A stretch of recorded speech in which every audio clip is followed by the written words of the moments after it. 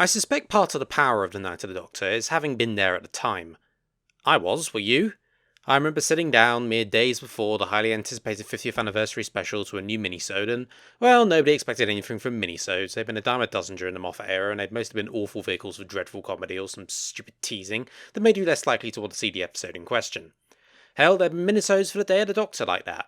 I can't remember whether they came out before or after this one, but The Last Day or whatever it was called, remember that? Well, I sure as hell don't. So there were no expectations. Oh look, some character you've never heard of doing shit Moffat era comedy. Nothing will come out of, holy shit, is that the fucking 8th Doctor? And it quickly became clear things were very different indeed. I do wonder what Night is like now, 11 years later, and with the knowledge that the 8th Doctor is in this about as much a secret as knowing what the sink plunger menacing Barbara is. Does it have the same power as sitting there jaw open seeing Paul McGann back in the flesh as the Doctor after so long? It's difficult to know really because I remember how I felt about it and whatever this minisode was trying to do, well, it fucking worked. It's funny, but both that feeling as a result of that reveal and its status as a minisode means that some flaws do get overlooked. Cass, for instance, is a nothing blank slate character. She might as well be a bit of cardboard. And when it comes to on-screen not companions the 8th Doctor became friends with, well, it's night and day compared to how well his relationship with Grace was set up in the movie. The crap Moffat comedy, she needs a doctor, and dialogue, it just sounds wrong coming out of McGann's mouth a lot of the time. I feel like he forgot at points he wasn't writing for Smith. And that's all present here as well. Oh, and rather convenient, the ship the Doctor is on happens to crash land on the one planet where the precise group of people who can bring him back to life live. You make your own luck, eh, Doc? But you know what? I don't care. For once, it's not the point. The point is to set up the special to let us see the 8th Doctor again, and give him the send-off he deserved, while staying true to his character as established. And well, this is a less than 10-minute long minisode. Time is of importance, and Night makes the right decision in prioritising what matters over what doesn't. Being a minisode and not a broadcast episode for general audience, Night was allowed to get away with a bit more continuity-heavy stuff than usual, hence the appearance of the Sisterhood of Khan from the brain in Morbius. This is a strength of the work because that format and provenance, because it has that luxury, it uses it well and provides a neat solution to the plot while giving the 50th anniversary fans a good nod. Related to this, among the Doctor's final words is paying tribute to his companions from Big Finish, which is an appropriate tribute to where the 8th Doctor became truly popular and gained his reputation as a fan favourite. More on that later. Obviously, to say McGann steps into the role feeling like he'd never left is ignoring that he hadn't really, given it was only a few years after the TV movie he started doing Big Finish, but it's striking how assured and playing the role in person he is after all that time, and only doing it once. The mannerisms are completely on the dot immediately. This is the 8th Doctor. McGann effortlessly threads the needle between portraying him in a way that both feels familiar to the TV movie performance, but also shows that this is the Doctor at two different points in his life. In the movie, he was at the beginning, a fresh and new body, one which shows optimism and hope in his performance, and appreciation of the universe around him and how he showed that in his relationships. In this, he's at the end. Much of that same hope is still there, and how his connection with Cass is something he hopes to grow makes that obvious, but it's also more of a harder edge to it, a resignation that the universe is not what he hoped it to be. McGann conveys this flawlessly, as he does when he confronts the Sisterhood, which I think is an area where he really shows that this builds on his Big Finish characterization. His barely restrained contempt for the Sisterhood belies a wider contempt for the wider universe which he believes he has failed, and is important for a Doctor who has placed so much value on his relationships. It's not difficult to see how he believes that means he has failed more than just those affected by the war. McGann also nails the final acceptance of what his place in the Time War is going to be, dark resignation that in death the 8th Doctor will finally give in to what he has always tried to avoid being. It's a flawless performance. The writing helps as well, of course, and it plays into the 8th Doctor's character phenomenally. His initial taking to Cass shows his commitment to the relationships he builds, and how he wants nothing more than to see the best in everyone, which is reflected by Cass seeing the worst in him. Ultimately, his refusal to leave her, even when she had no intention of letting him save her, is a reflection on his guilty conscience, both at those in the past he has failed to save, which we'll get to in a bit, and the wider failing of the universe as a whole that he feels because of the Time War. On this planet, we see his anger at this reflected in his bitterness towards the Sisterhood and ultimately himself. He feels he failed Cass, and that's because the Time War is something that means he's failing everyone, as I said. It makes it fully believable within the 8th Doctor's character, and he would take that decision his future selves would regret and become War Doctor. The Night of the Doctor also works brilliantly in its intended role as a bridge to the Day of the Doctor. It sets up the character and thematic implications of the special really well, and bridges that gap for the War Doctor to seamlessly fit in. It's mentioned by some that the whole War Doctor role should have been done by the 8th Doctor, but I disagree for two reasons. Firstly, the special needed a big-name actor to help draw in the crowds, and John Hurt was the perfect choice for that. Well known and accomplished, but not flashy or anything like that. Secondly, the 8th Doctor simply wouldn't have been believable in that role. The most we could accept him is making the decision that leads to the War Doctor coming into being. And this minisode, therefore, is a perfect bridge to link them together. It was also a great celebration of the 50th anniversary by bringing back a fan favourite Doctor onto the screen in a way that was truly satisfying for fans of the 8th Doctor. For years, the question of the end of that Doctor had been an unanswered one, and this finally gave him and McGann the closure they so richly deserved. While this minisode does fit into Doctor Who, I'm not scoring it on the basis that it's far too different from any other New Who to be comparable. In the same way I didn't score Mission to the Unknown, it was on the basis it was far too different from the rest of Classic Who. But it is a phenomenal piece, brilliantly performed and with more character in 7 minutes than a lot of New Who episodes managed in 45, and most importantly providing a satisfying cap to a fan favourite Doctor that he so richly deserved. And well, as I said at the start, perhaps you had to be there as I was, jaw practically open, seeing the 8th Doctor standing there once more. I'll never forget that reaction, and I suppose it's impossible for me to review it without bearing it in mind, but I don't think that separates what an achievement this was, to make something so memorable in such a short time.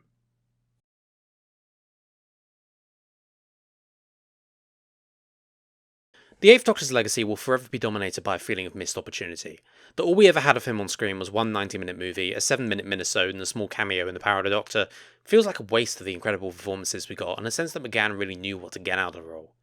This is of course supplemented by his long career in Big Finish audios, which is where he really gained his fans, but even so, there's also regret that he was not given his full due on TV. Whatever the American series might have ended up being like, what is usually agreed upon is that McGann would have delivered, but let's not forget what we do have. The reason the 8th Doctor has become so beloved by fans is that the audios have been so successful, and even though there are no visuals, some absolute classics which have deserved enduring legacies came out of the audios, and I think we should be happy with that. Without a doubt, it's a positive legacy for McGann's Doctor, and while circumstances prevented us getting more on screen, it's certainly enough for many to call him amongst their favourite Doctors. Now, McGann has been doing Big Finish for a long time. Bear in mind he only started 5 years after the TV movie, which means that since that first story, Storm Warning, it's now been nearly 25 years. This isn't the time to talk at length about my feelings about modern Big Finish, but in short, I feel like they've spent most of the last 10 years giving up on the inventive storytelling they started out with, and have just made it a vehicle for endless box sets filled with cameos, which is not particularly interesting to me.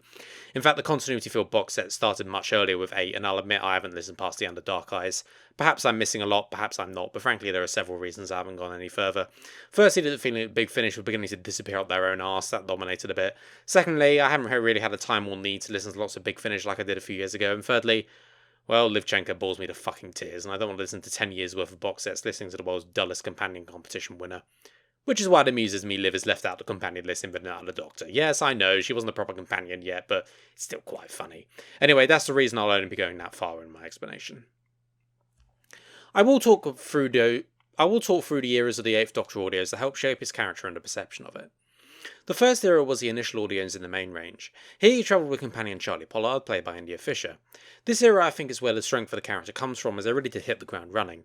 Yeah, there were some duffs, and the Brigadier versus Satanists for instance, but on the whole there are some really strong stories, the absolute classic The Chimes of Midnight being one of the finest 2 adventures ever made, full stop. But what helped was the strength of the characterisation of the 8th Doctor, building on what had been seen in the TV movie, but also exploring new areas themselves, based on his morals and his worldview. This was also done through his relationship with Charlie, which was so successful that it apparently inspired RTD to introduce romance into New Who. So successful being a relative word then. In any case, it showed his devotion to those he cared about and how that shaped his actions. The Doctor tearing heaven and earth apart to save Charlie was the sign of this, that his first priority was to protect those people he cared about, and to protect life on a more personal level. A contrast perhaps to what had come before, more on that in a moment. This all culminated in Scherzo, simply featuring the 2 of them and a culmination of their relationship, their acceptance of what they meant to each other and the sacrifices they had made. Unfortunately, they decided to sort of carry on when they probably shouldn't have, which leads us to the Divergent Universe arc, which can be summed up as this. Scherzo, as I mentioned, the wonderful duet between these 2 characters we'd grown to love, and then the utterly repugnant The Creed of the Crumman, probably Big Finish's second worst ever story, and then The Natural History of Fear, a surreal and brutal look at manipulation and totalitarianism and, well, it's probably my favourite Big Finish story of all time. And then after that, several utterly forgettable stories which add absolutely nothing to anything. The arc also added a new companion, Karis, an alien who was a reasonably interesting addition and did have his moments, but brought up a problem once the Divergent arc was over and they were back to normal, that having a non-human companion limits what stories you can do, and thus things became a bit repetitive. They could do future stuff, and there were a lot of surreal dreamscapes, but that was all they could really do, and you could tell even McGann was getting a bit bored of it. Also around this time, New Who became a thing, and the BBC suddenly got pound signs in their eyes at anything Doctor Who related, and had the idea of Big Finish producing a radio series starring McGann. Thus, the main range stuff was wrapped off, Karis was promptly killed off, and the bizarrely written reaction by the Doctor of, not really giving a shit, yeah, it was a really weird and dumb development, drove Charlie to leave, and she eventually ended up with the 6th Doctor, which, makes more sense in context. But that was the end of that, and we entered the second phase, the 8th Doctor Adventures era, where he got a new companion, Lucy Miller, played by Sheridan Smith. Now, the 8th Doctor Adventures and Lucy are very popular, but I will freely admit I've always preferred the Charlie era, and not really by a small margin either. Mostly because I like Charlie a lot, and honestly I just find Lucy a bit grating sometimes. I also feel much of the 8th Doctor's Adventures run is kind of very forgettable. Yeah, there were some interesting overall arcs here and there, but ultimately I think the individual episodes weren't really that interesting. It wasn't until the last series that it found its feet. As for the 8th Doctor in this, it's a continuation of what had come before, but with a different relationship. Whatever feelings he might have had for Charlie, he does not have for Lucy. This one is entirely platonic. It's a Rose versus Donna situation, if you need that kind of comparison. But his care for someone he is close friends with does not change, it simply molds with the circumstances. His need to keep her safe eventually drove her away, albeit temporarily, because in doing so he shielded her from a truth she needed to know. A sign of the flaw in his worldview that he is perhaps taking on more responsibility than he should. It also, of course, advances the idea of why he ended up this way. The idea being put forward is essentially a reaction to the 7th Doctor's scheming, how he would sacrifice anything in order to win what he thought was a necessary fight, and would happily use those close to him like Ace in order to do it. Doctor, why didn't you press the button? I mean, one life to save millions. It makes sense. Because I used to be that guy. You mean you're the monk? He was you all along? No, but not far off. I was once a man with a master plan. I'd seek out injustices, topple governments, all in the name of a greater good. I'd started doing the maths, you see. The maths? This is how evil starts. With the belief that the ends justify the means. But once you start down that road, there's no turning back. What if you can save 1,000,000 lives, but you have to let 10 people die, or 100, or 100,000? Where do you stop? But you did. You did stop. I did. But by then, I'd ended up traveling alone. Because I couldn't trust myself with anyone's life. Well, not after... Not after... Not saying. Okay. Then what was it that made you realize it was time to change from lonely bean counter to companionable time traveler?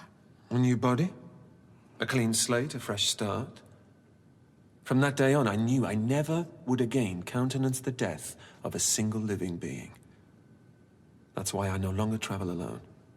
Why? So I could never forget how precious a single life is. I think this is a great moment, and one that gives a lot of weight to what would happen later on, and how the New Who Doctors would act in similar circumstances.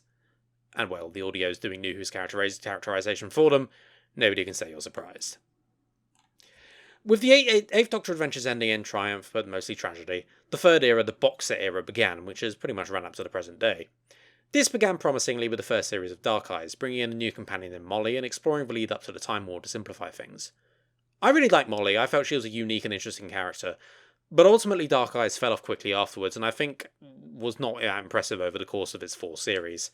There were exceptions. For instance, McGann had brilliant chemistry with Alex McQueen's Master, and there are some great interactions that frankly just would not have worked at all with Eric Roberts' incarnation. They would have been laughable. But ultimately, they lent too heavily on continuity, which sounds silly for audio meant for fans, but nevertheless it just began to make it a bit convoluted. It indulged far too much of Nicholas Briggs' love for Daleks, and meant they just utterly dominated and just became boring. And unfortunately, Molly's actor Ruth Bradley became busy in other things, which meant she had to be progressively written out, and the previously mentioned dull as fucking dirt Liv written in as the companion. In the 4th series, it's an elderly Molly played by a completely different person, as Bradley was just flat out not available. And for me, that's where I stopped. The Doctor and Liv go through Doctor Who's continuity, that was just too much for me. In terms of the 8th Doctor's character, Dark Eyes again builds on what the 8th DA had done. His anger at the end of that series, his failure to live up to the ideals he had told Lucy in that clip, was what drove to try and protect Molly as he did. It also makes the build up to the Night of the Doctor more understandable from the viewer's point of view. About half of Dark Eyes was made after the Night of the Doctor for context.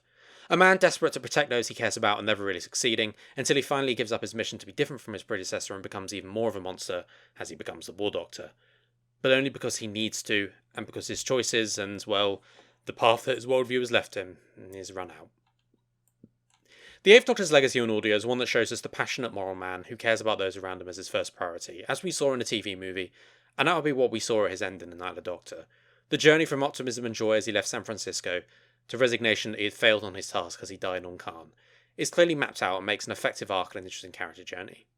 If you haven't listened to any 8th Doctor stuff for Big Finish, I'd strongly recommend doing so. The first 50 stories in the main range, including everything with the 8th Doctor up to, but not including Scherzo, is available for free on Spotify and is a great way of being introduced to the wider adventures of this Doctor. The legacy of the 8th Doctor is therefore success, I think. Despite appearing on screen for less than 2 hours overall, he's nevertheless become hugely popular, thanks in no small part to McGann's performance, but also because of how his character appeals. While the ruthless chessmaster 7th Doctor can be divisive, the 8th Doctor's relationship-driven heroism, but being bound by caring about those around him, is very identifiable. It's what you expect from the Doctor, really, fighting evil to protect those he cares about. And particularly given how this became the idea of New Who, it's easy to see why he caught on with new fans. And while it's always a shame we didn't see more on screen, McGann's Doctor can be thought as of both the series' biggest missed opportunity and perhaps in a way its biggest triumph. That despite the adversity of, never getting a fucking series, he still ends up being a fan favourite. No, he'll never have the pop culture penetration of the 4th, 10th or 11th Doctors. But for good or bad, the 8th Doctor has the appreciation of those who care about Doctor Who the most.